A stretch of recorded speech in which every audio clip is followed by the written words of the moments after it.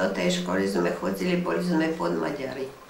My sa učili jeden rádek slovenský, druhý rádek maďarský a to sme museli vysvetľovať, teda učiť sa.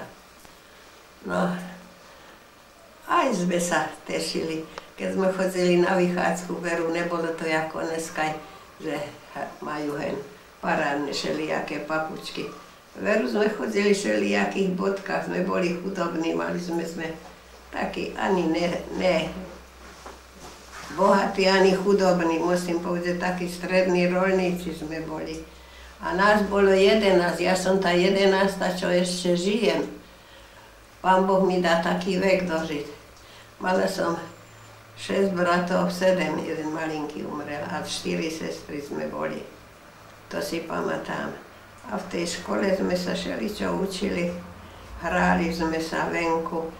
Víte, tak sme našli jaké hry, ako ščulína, sa šúša len fotbal, kope a také veci. Vtedy sme si ušili peknú logdu, handerek a vyhadzovali sme si takto na strechu. Škola 1, škola 2, to sme sa zavrcili. A keď sme tú logdu nechycili, tak sme prehrali. Vtedy sme museli znovu začať chodiť zas. To sme mali takú hru, ako deti. No a potom sme sa šli na Panidzecko, sme sa hrávali, to si pamätám. A tak sme sa všeličo učili. A koľko rokov sa chodilo do školy vtedy? 6 rokov, ja mám len 6 rokov ľudových škôl som vychodila. A mali sme jednu školu, ja som není rodáčka od táto, ja som ze Štefanovej rodáčka. A mali sme jedného starého učiteľa a v jednej trídy nás učil všetkých 6 tríd.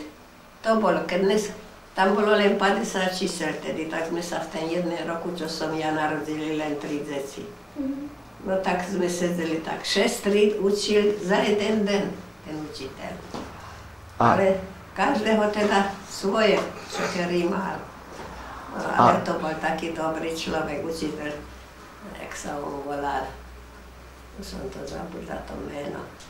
A mali sme na scéne tabulu, teda ako po maďarsky Isten, Annek a Maďar. My museli spívať hymnu. Maďarsku, ne Slovensku, ale Maďarsku sme spívali. To si pamätám. Chcel by som sa vás opýtať, že jakú ste mali výbavu vtedy do školy, že používali ste, treba, čo ste používali na písanie, áno, jaké pera, alebo no, mali sme tabulky a grifle najprv, keď sme boli prváci.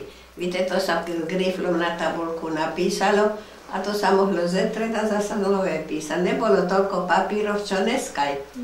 Len grifle a tabulky. No a písanky však boli. Aj náboženstvo nás chodili učiť pán farárko tedy. To bolo teda naozaj aj Bibliu, to sme sa všetko učili. Už vždycky nás sa pýtali, ja som kresťanka, katolíčka. A už sa nás pýtali, že koľko je bohov. No, už som vedela odpovedať, keď som bola prváčka, jeden, koľko osoba, vetro, ktoré sú Boh Otec, Boh Syn, Boh Duch Svatý. A kto ta stvoril? Boh Otec, kto ta posvacil? Boh Syn, kto ta vykúpil? Boh Duch Svatý. A dze, pri krste svatém svú milosť a lásku nás učinil.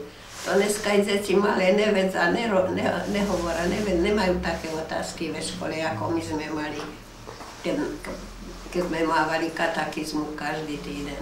Dneska to ve školách není.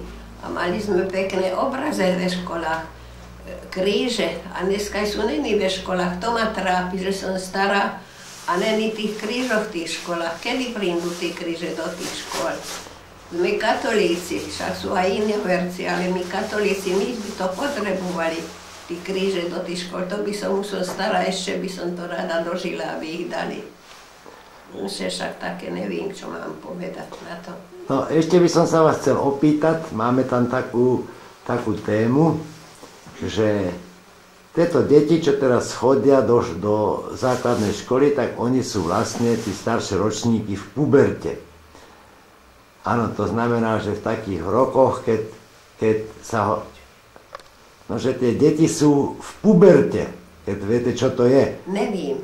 No je to také obdobie, že sa hovorí, že vtedy človeku začína šibať, áno, a začne sa zamilovávať, začne sa, ja neviem čo, sa mu protestuje proti rodičom a podobné veci. Tak chcel som sa vás opýtať, že či aj vy ste mali také obdobie, keď ste boli taká mladá a jak ste ho prežívali? Nás bolo 11, ja som tá 11, čo žijem. Ale ja som tak rodičov, moju mamičku tak poslúchala, ja si ešte na nich furt spomínam, že takú dobrú mamičku som mala. Dožili sa 98 rokov, mali nás 11, 98 rokov dožili. A vždycky každý deň sa vždycky mi to príde na mysel každý deň, jaký som ja mala dobrých vychovávateľov, rodičov.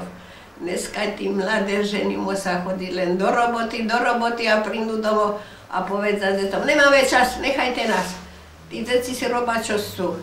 Ne náboženstvo, ani mysel o tém. To je málo. Na zveru sme si pekne večer poklikali.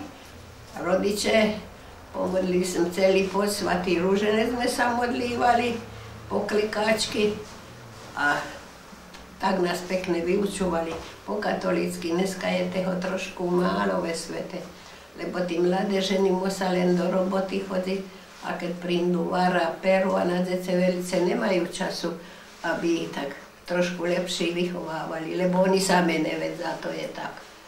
A inšie však čo mám im povedať, neviem. Ešte by som sa vás chcel opýtať na to, že keby ste to mali porovnať vaše detstvo a detstvo terajších detí, áno, čo by ste nám k tomu povedali? Čo bych na tom mohla povedať? To je veľký rozdiel medzi tedy a šúr.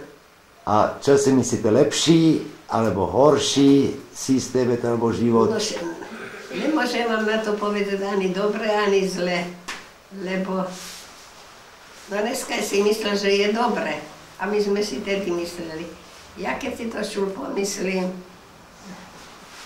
mne je tak ľúto, že keby ešte bola aspoň o 30 rokov mladšia, čo bych prežila ten ináčí svet, jak bol voľakedy. Ale neviem povedať na to nič. Takže vám sa lepšie páči tento svet ako ten voľakedajší? Ani sa mi nepáči, poviem pravdu. A v čom? Všeličom. V jednom je dobre, v druhej je veru zle. Viete, pretože je málo. Len sa vádza tí veľkáši, ale na aeroplánov lítajú veľké veci a nám chudobným ľuďom dajú maličkosť. Dneska mi prišiel henšek, aby som platila od elektriky 390 korún a ja nevypálim, lebo ja idem o 7 už na postel, ani si nezažnem svetlo, ani si nevarím. A toľko peniazí musím platiť a dostávam ani 4000 korún na mesačné. A z toho musím vydržovať všetky výplaty, plyn, elektriku, vodu a ešte čo je, komín a ešte ani neviem, domovú daň, lebo to už ani môj dom není, víte, ja som stará, to je dcerín dom, ja som im to poručila, oni tu nebývajú. Tu ja mám len do smrti miesto. A už tak z Božú pomocu na den len čekám, že už príde tá smrtka pre mňa, však už čo už inšie, keď mám toľko rokov. Už inšie nemôžem očakávať. Len sa modlím za šťastlivú smrť.